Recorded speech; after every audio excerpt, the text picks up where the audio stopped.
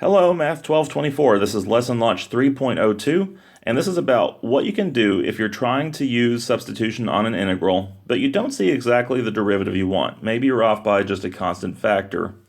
So just to give an example, excuse me, there we go, select the pen tool, there we are.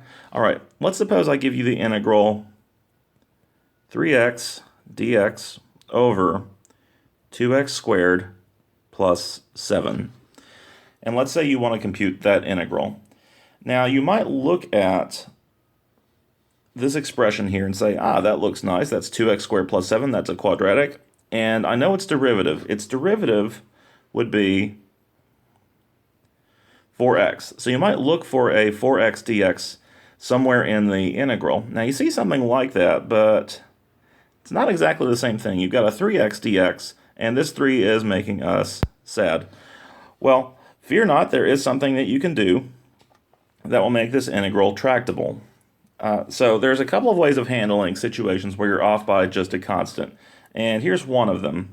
One thing that I can do is I can say, well, I really like this idea of letting u equal 2x squared plus 7 and letting du equal 4x dx. That seemed like a good start.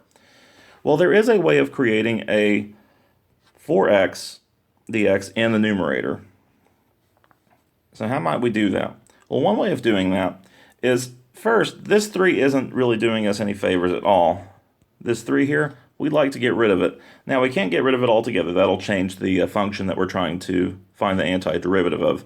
But one thing that we can always do is we can take that 3 and put it outside the integral. And that's because there's a rule for antiderivatives that the antiderivative of c times a function is the same as c times the antiderivative of that function.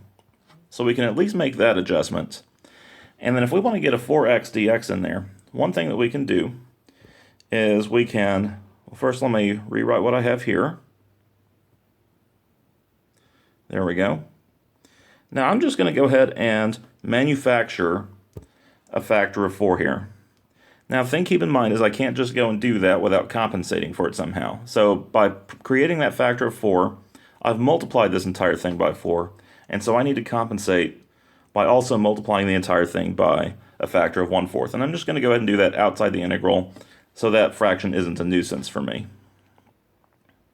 So now, keeping in mind this substitution I have here, let me zoom that out a little bit, there we go. Now I'm going to go ahead and make the substitution, try and get the entire integral in terms of u. So I have this factor of 3/4 on the outside, and then I've got a du in the numerator, and then 2x squared plus 7, well, that's exactly my u. And I know what the integral of that is. It's 3/4 times the natural log of the absolute value of u plus c. We want that absolute value there because the natural log function is defined only for positive real inputs. This gives us an antiderivative that works even for positive or negative real number inputs. Still doesn't work at 0, but it works every place else. Now, keep in mind, we want something in terms of x, not u. So we're going to use this expression here, substitute that back into here, and get that the antiderivative is, I mean to put equal signs throughout the entire process. That's just good manners there. I should get 3/4 natural log of the absolute value of 2x squared plus 7 plus c. All right, and at this point we're done. We could call it a day and everything be perfectly fine. But there is one more thing that I can do here, because if I look at this expression here, natural log of absolute value of 2x squared plus 7, well, this expression here, 2x squared plus 7, that is always positive there. I'm just going to mark that. That is always greater than 0. So the absolute value is not necessary there. I can go ahead and drop it if I want to, and just make that 3/4 natural log of 2x squared plus 7. I do need some grouping symbol there to let me know I'm taking the natural log of that entire thing, plus c. All right, so that's one example. And the purpose of that example is to show, okay, well, maybe we didn't have quite the constant we wanted here. We wanted a 4x dx, but there was a way to create that. We could do that without causing any major damage here. Okay, now sometimes you run into a slightly tougher situation. and you don't see the derivative you want, and it's a little bit harder to create. It's not just a matter of creating a constant factor. Now, there is one other way of dealing with a constant factor that's kind of clever, actually, and it's very useful. So I'm going to see if I can get rid of some of my work here, because I actually want to show how we might handle this situation differently. I don't know if I can just... Oh, that's cool. I can just destroy all of this. Hey, that's neat. Okay, that was a lot easier than using the eraser tool. Okay, so I'm going to move up here and just return to this point in the process here, where I'd set u equal to 2x squared plus 7 and du equal to 4x dx. All right, now I'm going to try a different approach this time. I see that I don't have a 4x dx in the numerator, but I do have an x dx, and maybe there's something I could do with that. So what if, I'm going to zoom in here, there we go. What if I instead observed that I can write x dx, oh, there we go, x dx as du over 4, or 1/4 of du if you like.